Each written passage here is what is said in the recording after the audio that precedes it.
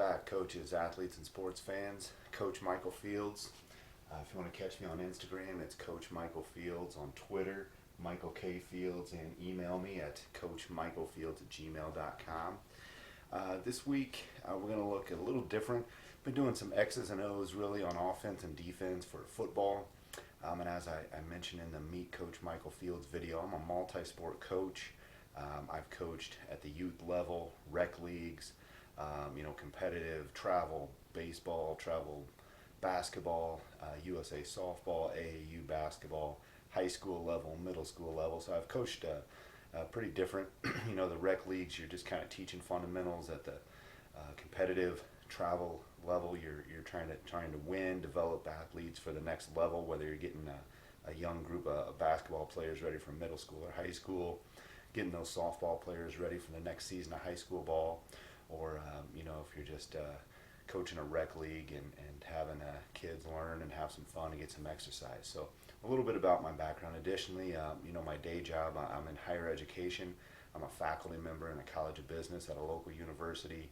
My area is management and leadership, and I have a PhD in leadership and a master's in business and management and an MBA. So try to use that and kind of utilize my coaching as kind of my laboratory of kind of walking the talk. I teach it, and so I try to walk the talk and do that as well, and lead and manage in a good, strong, foundational way, and help young people. So we're going with our Coaching 101, according to Coach Michael Fields. And I did a quick internet search, just Googled it real quick and just typed in Coaching 101. Almost 84 million,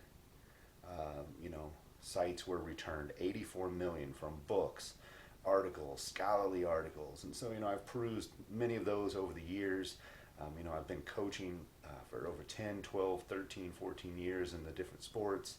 And I really just want to share with other coaches, some of my background, some of my experiences, share with athletes so you can kind of get into that coach's mind, what a coach is thinking about, even parents and fans of what's the coach doing. So my Coaching 101 is going to be a little different. I'm going to talk philosophy, and with that, it's just kind of that, why are you coaching?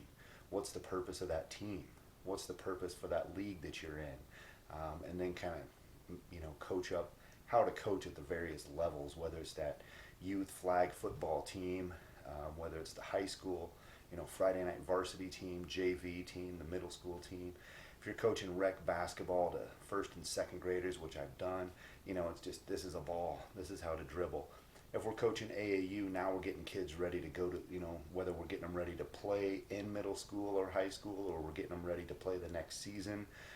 How do we change that kind of expectations? So that's kind of coaching philosophy there. Leadership. How do we lead people? Right, that's a big one for me. That's my area, is leadership. So how do we lead people? How do we teach at these various levels?